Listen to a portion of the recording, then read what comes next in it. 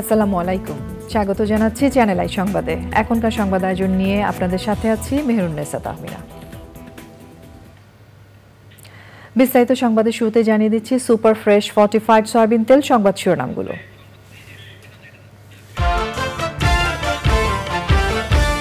New ইয়র্কে পাকিস্তানের প্রধানমন্ত্রী শাহবাজ শরীফের সাথে প্রধান উপদেষ্টা ডক্টর ইউনূসের বৈঠক, দ্বিপাক্ষিক সম্পর্ক পুনরুজ্জীবিত করায় গুরুত্ব আরোপ। ট্রাইব্যুনালের প্রসিকিউশনের কাছে 11টি গুমের অভিযোগ দাখিল, শেখ হাসিনা ছাড়াও অভিযুক্তের তালিকায় আইনশৃঙ্খলা বাহিনীর ঊর্ধ্বতন কর্মকর্তারা।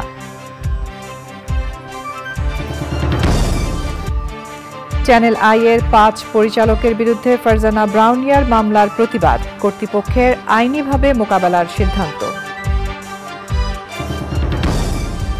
পানির ন্যায্য হিস্সা নিশ্চিতে ভারতের সাথে বৈঠক শিগগিরই, অভিন্ন নদীর কোথায় অবকাঠামো হচ্ছে না জানলে ঝুঁকি বাড়বে মন্তব্য। এবং ভারতের বিপক্ষে সিরিজের শেষ টেস্ট খেলতে কানপুরে বাংলাদেশ দল, ম্যাচের প্রথম দুদিন বৃষ্টির পূর্বাভাস।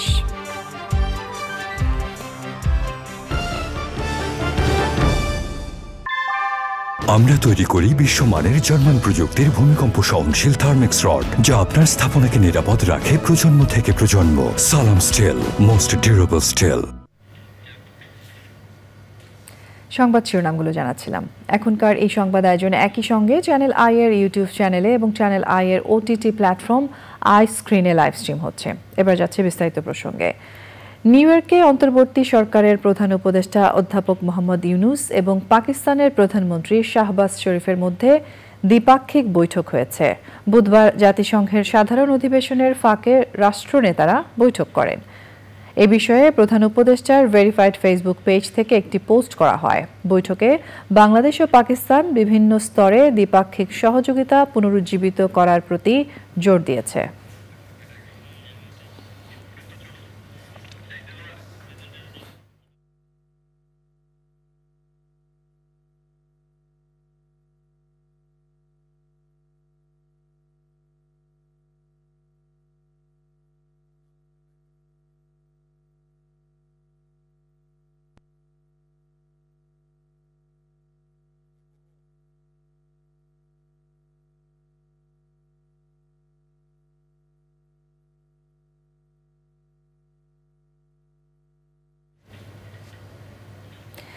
জাতিসংঘের সাধারণ পরিষদের অধিবেশনে যোগ দেওয়ার পাশাপাশি বিভিন্ন দেশের রাষ্ট্র ও সরকার প্রধান এবং গুরুত্বপূর্ণ ব্যক্তিবর্গের সঙ্গে বৈঠক করছেন অন্তর্বর্তী সরকারের প্রধান উপদেষ্টা ডক্টর মোহাম্মদ ইউনূস।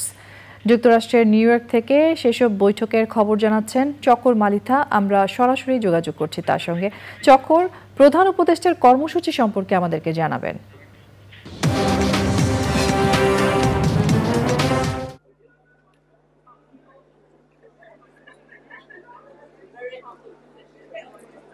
অমিতা, জাতিসংঘ সদর দপ্তরে আছি আমরা এখন। বাংলাদেশ থেকে যেসব সাংবাদিকরা এটা কভার করতে এসেছেন, আমরা সকাল থেকে আসলে জাতিসংঘ সদর দপ্তরে কাজ করছি। যে বিষয়টি বলতে চাই যে আজকে বাংলাদেশের অন্তর্বর্তীকালীন সরকারের প্রধান উপদেষ্টা অধ্যাপক মোহাম্মদ ইউনূসের যে কর্মসূচি, ওনার আজকে 12টি মিটিং রয়েছে।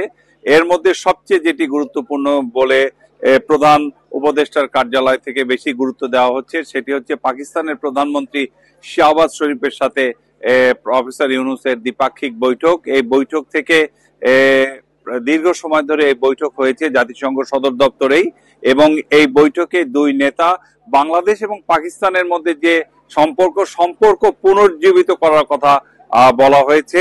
এবং প্রফেসর ইউনূসের পক্ষ থেকে বাংলাদেশের তরুণ যে তরুণ প্রজন্ম আছে, তরুণ প্রজন্ম পাকিস্তানের তরুণ প্রজন্মর সাথে মানে তাদের সফর, দুই দেশের মধ্যে একটি সফরের কথা বলেছেন তরুণ প্রজন্মের। আরেকটি বিষয় হচ্ছে যে পাকিস্তান বলেছে বাংলাদেশের পোশাক খাতে, চামড়া শিল্প খাতে এবং অন্যান্য খাতে পাকিস্তান বিনিয়োগ করতে আগ্রহী। তবে এই জাতিসংঘের এবারের অধিবেশনে এটা একটা খুবই গুরুত্বপূর্ণ দিক যে দীর্ঘদিন পরে পাকিস্তানের সাথে এরকম একটা বৈঠক হলো এবং বাংলাদেশের পক্ষ থেকেও পাকিস্তানের প্রধানমন্ত্রীকে উষ্ণভাবে মানে খুব ওয়ার্ম ভাবে রিসিভ করা হলো এবং এটা থেকে গুরুত্ব দেওয়া হচ্ছে। ধারণা করা হচ্ছে যে এই বৈঠকের পরে বাংলাদেশ এবং পাকিস্তানের মধ্যে যে একটা দীর্ঘদিনের যে একটা শীতল সম্পর্ক, ওই শীতলতার একটা বরফ হয়তো গলতে পারে। এখন এর আগে সকালে প্রফেসর ইউনূস তার হোটেলে বৈঠক করেছেন মানবাধিকার কর্মী জন এফ কেনেডির পরিবারের সদস্য কেরি কেনেডি এর সাথে বৈঠক করেছেন সামান্তা পাউস, যিনি হলো ইউএসএইড এর অ্যাডমিনিস্ট্রেটর। আরো একজন মানবাধিকার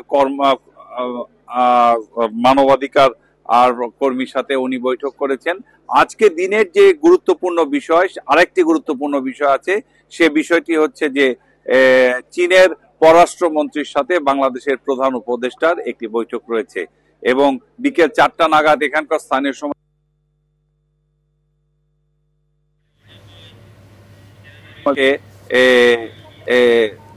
সে বৈঠকে তারা বিভিন্ন বিষয় নিয়ে কথা বলবেন। তারা আসলে চাচ্ছিলেন যে এদিকে যুক্তরাষ্ট্র, চীন, মানে তারা খুব গতকাল আবার বৈঠক করেছেন ইতালির প্রধানমন্ত্রীর সাথে। প্রধান উপদেষ্টার কার্যালয় থেকে বলা হচ্ছে যে এবার প্রধান উপদেষ্টার যে জাতিসংঘ সফর, এটা মোটামুটি তারা এখনই বলছেন যে মোটামুটি তারা এখন পর্যন্ত তারা সফলভাবেই এগোচ্ছেন। তাহমিনা।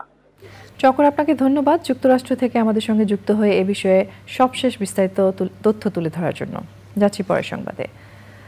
আন্তর্জাতিক অপরাধ ট্রাইব্যুনালের প্রসিকিউশনের কাছে 11টি গুমের অভিযোগ দাখিল হয়েছে। শেখ হাসিনা সহ আইন শৃঙ্খলা বাহিনীর ঊর্ধ্বতন কর্মকর্তাদের বিরুদ্ধে এইসব অভিযোগ আনা হয়েছে। অভিযোগে পরিবারের সদস্যরা জানিয়েছেন কারো বাবা, কারো ভাই, কারো স্বজন নেই বহুদিন ধরে। এদের গুম করা হয়েছে অভিযোগ করে এর প্রতিকার চেয়েছেন তারা। মাজহারুল হক মান্নার রিপোর্ট। গুম হয়ে যাওয়া ব্যক্তিদের সন্ধান চেয়ে গুম কমিশনের কাছে গিয়ে কোনো আশ্বাস পাননি পরিবারের সদস্যরা। তাই হঠাৎ করেই হাজির হন আন্তর্জাতিক অপরাধ ট্রাইব্যুনালের প্রসিকিউশনের কাছে। একে একে 11 অভিযোগ দাখিল করেন তারা।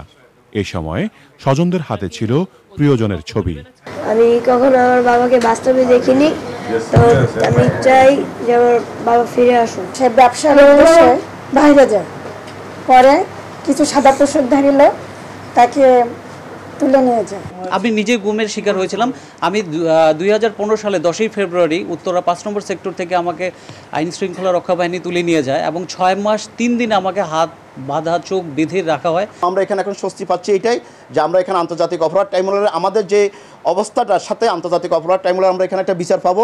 দাখিল হওয়া অভিযোগ সম্পর্কে কথা বলেন চিফ প্রসিকিউটর।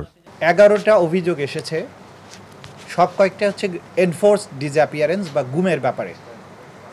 এর মধ্যে 9টা পরিবারে 9টা অভিযোগের মধ্যে 10 জন মানুষের কথা আছে যারা বিভিন্ন সময় গুম হয়েছেন, আজ পর্যন্ত ফিরে আসেননি, যাদেরকে উঠিয়ে নেওয়া হয়েছে আইন শৃঙ্খলা রক্ষাকারী বাহিনী, কখনো প্লেন ড্রেসে, কখনো র্যাবের পোশাকে, কখনো ডিবির পোশাকে, বিভিন্ন পরিচয়ে আইন শৃঙ্খলা রক্ষাকারী বাহিনী তাদেরকে তুলে নিয়ে যান। প্রসিকিউশন জানিয়েছে গুম বিষয়ে একটি কমিশন কাজ করলেও এতে ট্রাইব্যুনালের কাজে কোনো সাংঘর্ষিক অবস্থার সৃষ্টি হবে না। মাজহারুল হক মান্না, চ্যানেল আই, ঢাকা। মানসিক ভারসাম্যহীন যুবক তোফাজ্জল হোসেনকে পিটিয়ে হত্যার ঘটনায় ঢাকা বিশ্ববিদ্যালয়ের ফজলুল হক মুসলিম হলের প্রভোস্ট অধ্যাপক শাহ মোহাম্মদ মাসুম সহ 15 জনের বিরুদ্ধে মামলা করা হয়েছে। ঢাকার মেট্রোপলিটন ম্যাজিস্ট্রেট আখতারুজ্জামানের আদালতে তোফাজ্জলের ফুফাতো বোন আসমা আক্তার এই মামলার আবেদন করেন। মামলা গ্রহণ করে আদালত বলেছেন বিশ্ববিদ্যালয় কর্তৃপক্ষ এই ঘটনায় শাহবাগ থানায় একটি মামলা করেছে। বাদী পক্ষকে ওই মামলা ফলো করতে বলেছেন আদালত।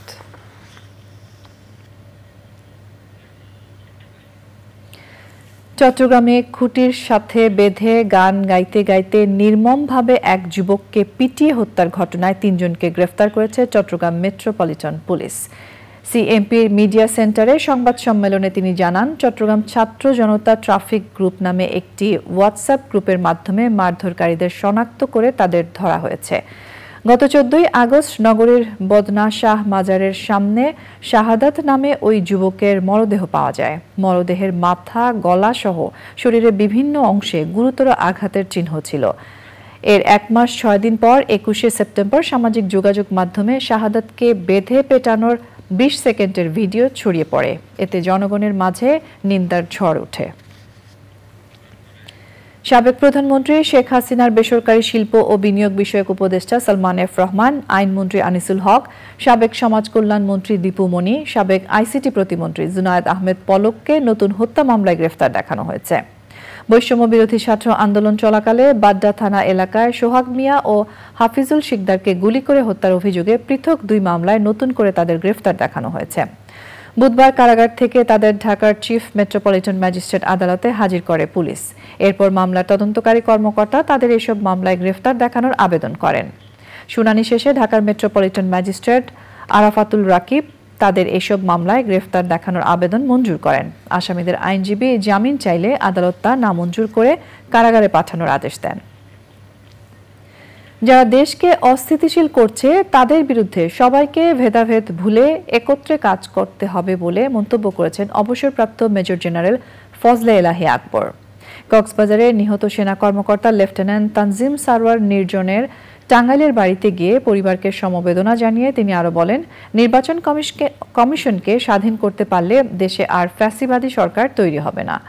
বিএনপির প্রতিনিধি দলে আরও ছিলেন অবসরপ্রাপ্ত লেফটেন্যান্ট কর্নেল শামসুজ্জামান, টাঙ্গাইল জেলা বিএনপির সভাপতি হাসানুজ্জামিল শাহিন, সাধারণ সম্পাদক অ্যাডভোকেট ফরহাদ ইকবাল ও বিএনপির অঙ্গ সংগঠনের নেতাকর্মীরা।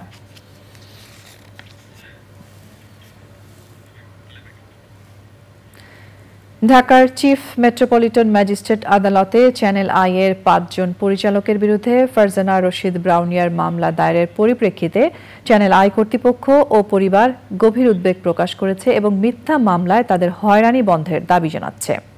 চ্যানেল আই কর্তৃপক্ষ তাদের ব্যাখ্যায় বলেছে, মামলায় ফারজানা রশিদ ব্রাউনিয়াকে তার চাকুরির পাওনাদি পরিশোধ না করার এবং তার কাছে 50 কোটি টাকা চাঁদা দাবি ও হুমকি দেওয়া সংক্রান্ত অভিযোগ হাস্যকর ও মিথ্যায় পরিপূর্ণ। মামলার আবেদনে যেসব অযাচিত ভাষা ব্যবহার করা হয়েছে তা খুবই দুঃখজনক। চ্যানেল আই কর্তৃপক্ষ এই মর্মে ব্যাখ্যা প্রদান করছে যে ফারজানা রশিদ ব্রাউনিয়া কোনো কালেই চ্যানেল আই এর স্থায়ী কোনো পদে কর্মরত ছিলেন না।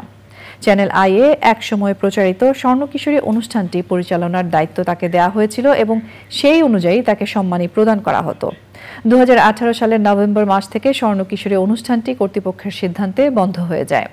সেই কারণে চ্যানেল আই এর কাছে ফারজানা রশিদ ব্রাউনিয়ার কোনো পাওনা থাকার প্রসঙ্গ অবান্তর। এছাড়া 2018 সাল থেকে শুরু করে কোনো সময়েই এই ধরনের কোনো দাবি দেওয়ার কথা কারোর জানা নেই। মূলত নিজের বিভিন্ন অসাধু সংশ্লিষ্টতা আড়াল করতে এই মামলা দায়ের করা হয়েছে বলে মনে করে চ্যানেল আই কর্তৃপক্ষ।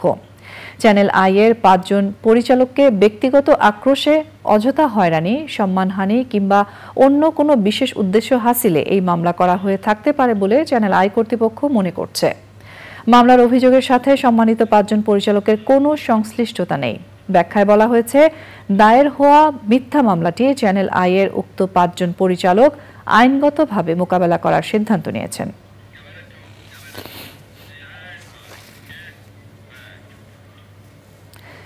পানির ন্যায্য হিস্সা নিশ্চিতে ভারতের সাথে শিগগিরই বৈঠকে বসা হবে বলে জানিয়েছেন পরিবেশ, বন ও জলবায়ু পরিবর্তন এবং পানি সম্পদ মন্ত্রণালয়ের উপদেষ্টা সৈয়দা রিজওয়ানা হাসান।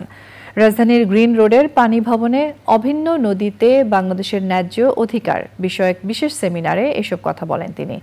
সব অভিন্ন জলরাশির কোথাও কোথাও অবকাঠামো হচ্ছে তা জানতে না পারলে দেশের পানি ব্যবস্থা সম্পূর্ণভাবে ঝুঁকির মধ্যে পড়বে বলে মনে করেন এই উপদেষ্টা। আলিমাল রাজের রিপোর্ট। স্বাধীনতার 5 দশক পেরিয়েও নিশ্চিত হয়নি ভাটির দেশ হিসেবে বাংলাদেশের পানির ন্যায্য হিস্সা। সাম্প্রতিক বন্যায় তথ্যের ঘাটতি সংকটকে করেছে আরও ঘনীভূত। এমন অবস্থায় উত্তরণের রূপরেখা খুঁজতে রাজধানীতে অভিন্ন নদীতে বাংলাদেশের ন্যায্য অধিকার বিষয়ক বিশেষ সেমিনার। আন্তঃসীমান্ত নদী নিয়ে ভারতের সাথে কথা বলার রাইট আছে। বৃষ্টির পানির তথ্য লেনদেনের ইস্যুটিকে মানবিক আখ্যায়িত করে প্রতিবেশী হিসেবে এটাকে রাজনৈতিকভাবে দেখার সুযোগ নেই বলে জানান পরিবেশ ও পানি সম্পদ উপদেষ্টা। বলেন, দুর্যোগ থেকে মানুষের প্রাণ রক্ষার জন্যই যৌথ নদী কমিশনকে তথ্য দিতে হবে। জলবায়ু পরিবর্তনের এই সময়ে এসে যখন এই ধরনের প্রলয়ঙ্করী বন্যা বাড়বে, তখন আমাদের ভারত থেকে এবং চায়না থেকে এবং নেপাল থেকে এই তথ্যগুলো পেতে হবে যে একটা অভিন্ন জলরাশিতে কত ধরনের স্থাপনা রয়েছে, বৃষ্টিপাতের পরিমাণ কি, পানির পরিমাণ কি এবং ডিসচার্জ কতটুকুন করা হবে। এইটুকুন করলে অন্তত আমরা যে 29 জন মানুষ প্রাণ হারিয়েছে তাদেরকে বাঁচাতে পারতাম। আন্তর্জাতিক নদীতে নিজেদের হিস্সা নিশ্চিতে জনমানুষের প্রত্যাশা অনুযায়ী ভারতের সাথে আলোচনায় গুরুত্ব আরোপ পানি সম্পদ উপদেষ্টার। আন্তর্জাতিক নদীতে আমার পানির একটা হিস্সা আমার রয়েছে এবং আমরা আমাদের এই পানির অধিকার নিয়ে, পানির হিস্সা নিয়ে জনমানুষের কথা শুনে নেগোসিয়েশনের পয়েন্ট ঠিক করে অবশ্যই ভারতের সাথে যে আলাপ আলোচনা করব আপনাদেরকে জানাবো। সেই আলোচনার সূত্রপাত আমরা খুব দেরি করে করব না, শীঘ্রই করতে চাই। সেমিনারে বক্তারা ভবিষ্যতের বাসযোগ্য পৃথিবী বিনির্মাণে পারস্পরিক সচেতনতা ও সহযোগিতায় জোর দেন। আলিমাল রাজি, চ্যানেল আই, ঢাকা। জাতীয় উন্নতি ও টেকসই ভবিষ্যৎ নিশ্চিতে সময় উপযোগী চামড়া খাত বিনির্মাণের বিকল্প নেই বলে জানিয়েছেন বিশিষ্টজনেরা। রাজধানীতে কর্মশালায় বক্তারা এই খাতে পেশাগত নিরাপত্তা নিশ্চিতের পাশাপাশি শ্রমিকদের শারীরিক ও মানসিক স্বাস্থ্য ব্যবস্থাপনায় যথাযথ পরিবর্তনের প্রয়োজনীয়তা ও রূপরেখা তুলে ধরেন। বিস্তারিত মোশাহেদ রনির রিপোর্টে। সামাজিক, ধর্মীয় আর ঐতিহ্যগত কারণে দীর্ঘ 7 দশক দেশের সম্ভাবনাময় ও অন্যতম বড় খাত চামড়া শিল্প। চলমান বাস্তবতায় এই খাতের বৈশ্বিক বাজার প্রতিনিয়ত বড় হলেও তার বিপরীতে অনেকটাই পিছিয়ে দেশীয় বাজারের বিকাশ। অব্যবস্থাপনা ও কার্যকর পরিকল্পনার অভাবে শ্রমিকদের পেশাগত নিরাপত্তা যেমন নিশ্চিত হচ্ছে না, তেমনি নানা রোগ ব্যাধির পাশাপাশি দূষণ ছড়াচ্ছে পরিবেশ প্রতিবেশে। সংকট নিরসনে রাজধানীতে চামড়া খাতের স্বাস্থ্য ও পেশাগত নিরাপত্তা বিষয়ক কর্মশালা। দেশের টেকসই চামড়া খাত বিনির্মাণ বিষয়ক প্রকল্পের আওতায় অনুষ্ঠিত কর্মশালায় যোগ দিয়ে বক্তারা সমস্যার পাশাপাশি তুলে ধরেন সমাধানের নানা প্রস্তাবনা। ওশি ফাউন্ডেশন ও সলিডার সুইচের উদ্যোগে আয়োজনের সহযোগী বিলস, জনস্বাস্থ্য কেন্দ্র, সবুজের অভিযান ফাউন্ডেশন এবং প্রকৃতি ও জীবন ফাউন্ডেশন সহ 15টি সংগঠন। শুধু উদ্যোগে সীমাবদ্ধ না থেকে সবার সচেতনতা ও কার্যকর অংশগ্রহণে গুরুত্বারোপ করেন বিশিষ্টজনরা। শ্রমিকের যে অধিকারের যে বিষয়গুলি আছে, আমাদের লেবার অ্যাক্টে যে অধিকারের বিষয় বলেছে, তো এই সমস্ত ইস্যুগুলি কিন্তু আমরা 3টা সেক্টরেই কাজ করি। একক প্রচেষ্টায় আসলে কোনো কিছুই হবে না, কেবল আমাদের যাত্রা শুরু হলো এবং পরবর্তীতে আমাদের যে কর্মকাণ্ডগুলো থাকবে এবং আজকের এই আলোচনার যে সারমর্ম সেটা অবশ্যই আপনারা সেটার ভাগিদার। জেনারেল পার্সপেক্টিভে আমাদের হেলথ এবং সেফটি ইন্সপেক্টর সংখ্যা খুবই কম, আবার একইভাবে সমানভাবে ডিস্ট্রিবিউশনও এখনো পর্যন্ত নাই। তো জেনারেল ইন্সপেক্টরকে গুলোকেও যদি ওই ব্যাপারগুলো শেখানো হয়, তো তাদের প্রশিক্ষণ, তো দেখা গেছে আমরা এখন পর্যন্ত ওইগুলা কাভার করেই আমাদেরকে এখনো শিখতে হচ্ছে। বিশেষজ্ঞরা বলছেন, যথাযথ ব্যবস্থাপনায় চামড়া খাতে সমৃদ্ধি যেমন আসবে, তেমনি নিশ্চিত হবে শ্রমিকদের জীবন জীবিকা। Moshahid Roni, channel I, Dhaka. ছাদ কৃষি সম্প্রসারণে ঢাকার অনেক আবাসন এলাকায় সবুজে ছেয়ে উঠেছে। নিরাপদ খাদ্যের ব্যাপারে নগরের মানুষের সচেতনতা বৃদ্ধি পাওয়ায় বাড়ছে ছাদ কৃষি চর্চা। তবে উদ্যোক্তারা মনে করছেন, সঠিক পরিচর্যার মাধ্যমে ছাদ কৃষিকে ধরে রাখতে প্রয়োজন প্রাতিষ্ঠানিক কাঠামো। বিস্তারিত জানাচ্ছেন শাইখ সিরাজ। ঢাকা মিরপুর ডিওএইচএস আবাসন এলাকা সাজানো গোছানো এই এলাকায় 1250 ভবনের প্রায় অর্ধেকাংশেই চলছে ছাদ কৃষির চর্চা। এ লক্ষ্যে নৌবাহিনীর অবসরপ্রাপ্ত কর্মকর্তা জিয়াউল আহসানও গত 14 বছর যুক্ত আছেন এই ছাদ কৃষিতে। পারিবারিক যে শাকসবজির চাহিদাটা কিন্তু হয়ে যায় না, কিছুটা তো হয়, অনেকটাই হয়। কলমি শাক আমার কিনতে হয় না, করলা সেগুলা হয়, ঢ্যাঁড়স নেয়, ঢ্যাঁড়স আমার কিনতেই হতো না। এই যে মরিচের একটা বিশাল অংশ এখান থেকে আসে। অল্প পরিশ্রমে আপনি জামরুলটা করতে পারবেন, প্রচুর হয়। বড়ই গাছ দেখতেছেন, এটা অনেক বড়ই হয়। জাম গাছটা এত অসাধারণ জাম হয়, অসাধারণ বড় বড়, মিষ্টি, আর হয়ও প্রচুর। ফসলের উৎপাদনে জৈব নিরাপত্তা নিশ্চিত করতে সব ধরনেরই ব্যবস্থা করা হয়েছে এখানে। ট্রাইকোডার্মাটা দিয়ে এখানে আমরা জৈব সার করি, এটা তো এখানে পচতে থাকে, সে তখন একটা তরল ছাড়ে, যেটা দিয়ে সেই তরলটা আমরা কালেক্ট করে ওইটার সাথে 1 লিটারের সাথে 20 লিটার পানি দিয়ে এটা আমরা রেগুলার বেসিসে দিতে পারি। ছাদ কৃষির প্রয়োজনীয় উপকরণ বিনিময় এবং উৎপাদিত ফসলের বাজার তৈরির জন্য একটি প্রাতিষ্ঠানিক প্ল্যাটফর্ম গড়ে তোলা দরকার বলে মনে করেন এই উদ্যোক্তা। একটা সিস্টেম করা যেতে পারে যে এখানে ধর people will come and buy from me, যে হ্যাঁ আমার কাছে, আমি বললাম তাকে যে আমার কাছে চন্দ্রমল্লিকার 300 চারা আছে, হি কামস এন্ড বাই। ক্রেতা খোঁজার সময় আমার নাই, প্রয়োজনের অতিরিক্ত ধুন্দুল আছে, somebody comes and buys from me। তো এরকম যদি একটা সিস্টেম কিংবা চিন্তা কনসেপ্ট ডেভেলপ করা যায়। এই উদ্যোক্তা বলছিলেন ছাদ কৃষি এমনই একটি কাজ যেটা একটা সময় এসে যদি ভালো ফলন না পাওয়া যায় তাহলে হতাশ হয়ে যায়। সেক্ষেত্রে তিনি বলছেন যে এর জন্যে এই ছাদ কৃষিকরণ উপযোগী যে সমস্ত উপকরণগুলো আছে সেগুলোর একটা প্রাতিষ্ঠানিক কাঠামো থাকা দরকার এবং হাতের নাগালে উপযুক্ত মূল্যে যাতে ছাদ কৃষকরা পেতে পারে তার দিকে দৃষ্টি অনেক বেশি দিয়েছেন, তাহলে এর প্রসার ঘটবে দিনের পর দিন। Shahid Siraj, channel I. এই নিয়ে বিস্তারিত প্রতিবেদন দেখবেন আগামীকাল বেলা 3:05 হৃদয়ে মাটিও মানুষের ডাক অনুষ্ঠানে। আমাদের এবারের প্রসঙ্গ আই স্পোর্টস। বাংলাদেশ ফেডারেল সাংবাদিক ইউনিয়ন BFUJ এর একাংশের সভাপতি রুহুল আমিন গাজীর গায়বানা জানাজা চট্টগ্রাম প্রেস ক্লাব চত্বরে অনুষ্ঠিত হয়েছে। বাদ আসর জানাজা পড়ান জামায়াতে ইসলামীর চট্টগ্রাম মহানগর আমির শাহজাহান চৌধুরী। চট্টগ্রাম মেট্রোপলিটন সাংবাদিক ইউনিয়নের উদ্যোগে সভাপতি মোহাম্মদ শাহনেওয়াজের সভাপতিত্বে এবং সাধারণ সম্পাদক সালেহ নোমানের পরিচালনায় গায়বানা জানাজায় উপস্থিত ছিলেন মহানগর বিএনপির সাবেক সভাপতি ডাক্তার শাহাদাত হোসেন, ফেডারেল সাংবাদিক ইউনিয়নের কেন্দ্রীয় নেতা জাহিদুল করিম কোচি, ইস্কান্দার আলী চৌধুরী, যুবদলের সভাপতি মোশাররফ হোসেন দীপ্তি সহ অন্যরা।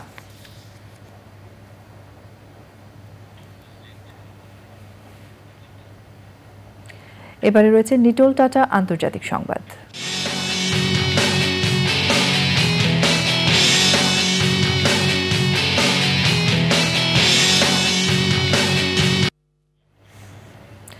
ইসরায়েল ও হিজবুল্লাহর পাল্টাপাল্টি হামলার জের ধরে গোটা মধ্যপ্রাচ্যে সংঘাত ছড়িয়ে পড়ার আশঙ্কা দেখা দিয়েছে। ইসরায়েলের বিমান হামলায় হিজবুল্লাহর শীর্ষ কমান্ডার ইব্রাহিম কোবেইসি নিহত হয়েছেন। মঙ্গলবারের হামলায় কোবেইসি সহ হিজবুল্লাহর আরও 2 জ্যেষ্ঠ কমান্ডার নিহত হন। গত সোমবার থেকে লেবাননে ইসরায়েলের হামলায় 569 জন নিহত হয়েছেন। সোমবার এক দিনে নিহত হন 492 জন, আহত 1,500-এরও বেশি মানুষ।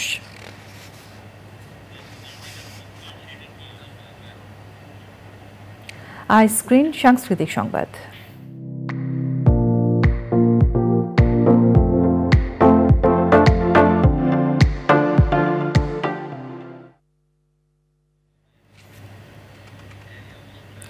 বিনোদনের স্মার্ট দুনিয়া OTT প্ল্যাটফর্ম আইস্ক্রিন। এই প্ল্যাটফর্মে প্রদর্শিত হচ্ছে জনপ্রিয় সব ক্লাসিক চলচ্চিত্র।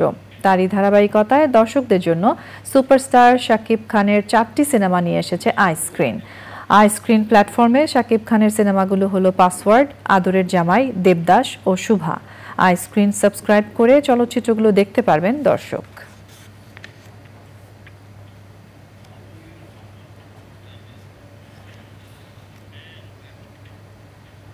কৃষি সংবাদ।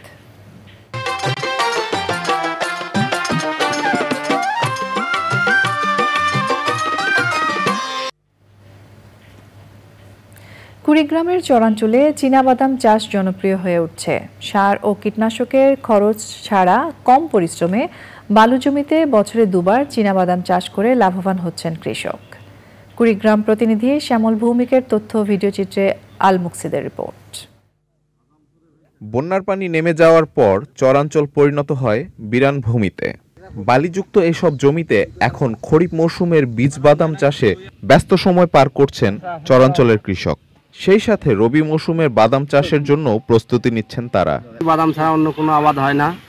এখন এটি বাদামের বীজ লাগাচ্ছি, এই বীজ 3 মাস পর তুলিয়ে আবারও এই বাদাম লাগানো হয়। এই 2-3 মাসের ভিতরে ইনশাআল্লাহ আমার বাদামটা উঠবে। ওদম বাদামটা তুললে কালে ইনশাআল্লাহ আমরা অনেক লাভবান হব। কৃষক বলছেন অন্যান্য ফসলের চেয়ে বাদাম চাষে খরচ কম। এছাড়া চরাঞ্চলে বেলে দোআঁশ মাটিতে বাদাম চাষের জন্য অত্যন্ত উপযোগী।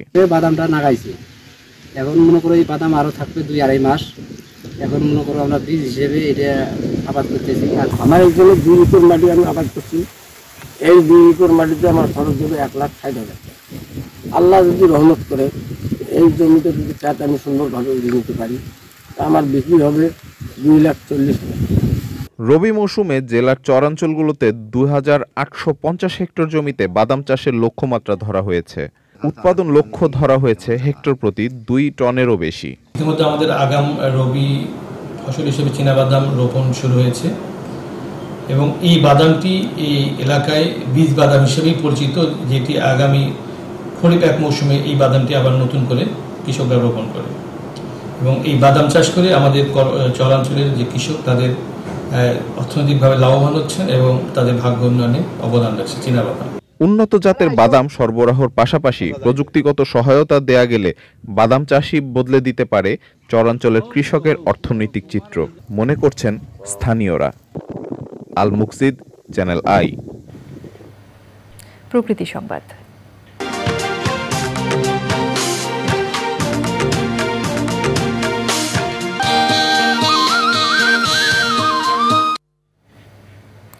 বন্যায় দেশের সবচেয়ে বেশি আর্সেনিক ঝুঁকিপূর্ণ অঞ্চল চাঁদপুরের শাহরাস্তি উপজেলায় 1,600 টিউবওয়েল ক্ষতিগ্রস্ত হয়েছে। এতে বিশুদ্ধ পানির অভাবে পানিবাহিত রোগের পাশাপাশি আর্সেনিক আক্রান্ত রোগীর সংখ্যা বাড়তে পারে বলে আশঙ্কা করা হচ্ছে। সমস্যা সমাধানে দ্রুত উদ্যোগের আশ্বাস দিয়েছে জনস্বাস্থ্য প্রকৌশল বিভাগ। মোর্শেদ আলমের তথ্য, ভিডিওচিত্রে আফরোজা হাসির রিপোর্ট।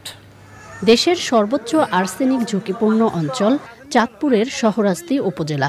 এ অঞ্চলে আর্সেনিকে আক্রান্ত রোগীর সংখ্যা দিন দিন বৃদ্ধি পেতে থাকায় সমস্যা সমাধানে সরকারিভাবে 5,763টি গভীর নলকূপ স্থাপন করা হয়। তবে সাম্প্রতিক বন্যার পর ব্যবহার অনুপযোগী হয়ে পড়েছে এসব নলকূপ।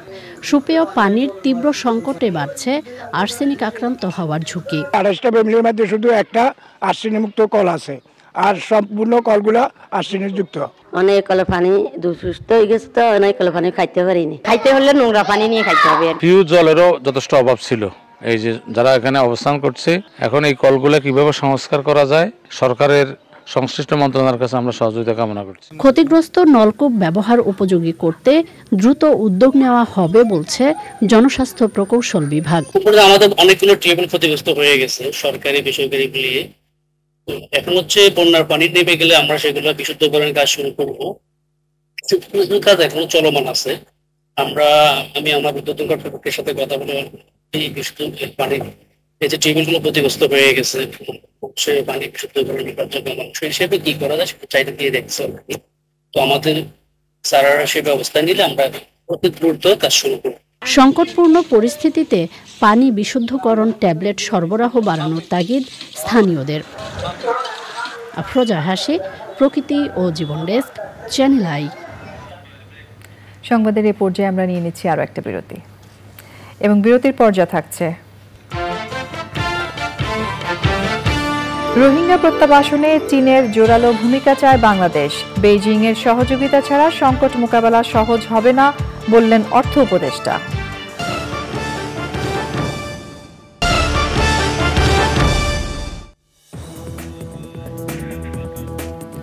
স্বাগত জানাচ্ছি আরও একবার চ্যানেল আই সংবাদে।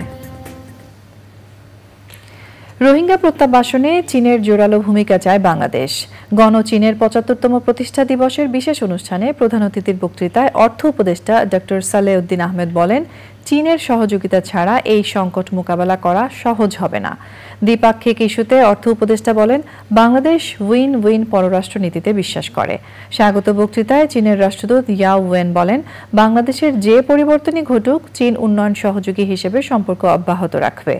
তিনি বলেন, চীন বিশ্বাস করে বাংলাদেশের মানুষই তাদের অভ্যন্তরীণ ভবিষ্যৎ নির্ধারণ করবে। অনুষ্ঠানে রাজনীতিক, কূটনীতিক, শিক্ষাবিদ, ব্যবসায়ী সহ বিভিন্ন শ্রেণী পেশার মানুষ অংশ নেন। বগুড়ায় বিমান বাহিনীর ৬৪তম ফ্লাইং ইনস্ট্রাক্টরস কোর্সের সনদপত্র বিতরণ করা হয়েছে। এরুলিয়া এয়ারফিল্ড বাংলাদেশ বিমান বাহিনী ফ্লাইং ইনস্ট্রাক্টর স্কুলে সনদপত্র বিতরণ করা হয়। প্রধান অতিথি ছিলেন বীরশ্রেষ্ঠ মতিউর রহমান বিমান ঘাঁটি এয়ার অধিনায়ক air vice marshal Mohammad Khairul Afsar. এছাড়া উপস্থিত ছিলেন ফ্লাইং ইনস্ট্রাক্টর স্কুলের অধিনায়ক গ্রুপ ক্যাপ্টেন ওয়ালিদ আহমেদ শিশির সহ সশস্ত্র বাহিনীর ঊর্ধ্বতন কর্মকর্তারা। পরে বিমান বাহিনীর 12 জন কর্মকর্তাকে ফ্লাইং ইনস্ট্রাক্টরস কোর্সের সনদপত্র প্রদান করা হয়। 64তম ফ্লাইং ইনস্ট্রাক্টরস কোর্সের স্কোয়াড্রন লিডার মুশফিকুর রহমান চৌকস প্রশিক্ষণার্থী হিসেবে মফিজ ট্রফি অর্জন করেন। জনপ্রিয় জাপানিজ অটোমোবাইল ব্র্যান্ড মিৎসুবিশি বাজারে এনেছে এসইউভি সেগমেন্টের নতুন প্রজন্মের গাড়ি মিৎসুবিশি আউটল্যান্ডার স্পোর্টস। নতুন প্রজন্মের আউটল্যান্ডার স্পোর্টস গাড়িটির এক্সাইটিং ফিচার হলো এর 4টি বিশেষ ড্রাইভিং মোড, যা দেশের আবহাওয়া ও রাস্তার অবস্থা বিবেচনা করে ডিজাইন করা হয়েছে। গাড়িটিতে ব্যবহার করা হয়েছে দৃষ্টিনন্দন টি শেপের হেডলাইট ও রিয়ার কম্বিনেশন লাইট। রাজধানীর তেজগাঁওয়ে মিৎসুবিশি মোটরস বাংলাদেশের শোরুমে সংবাদ সম্মেলনে আয়োজকরা এসব জানান।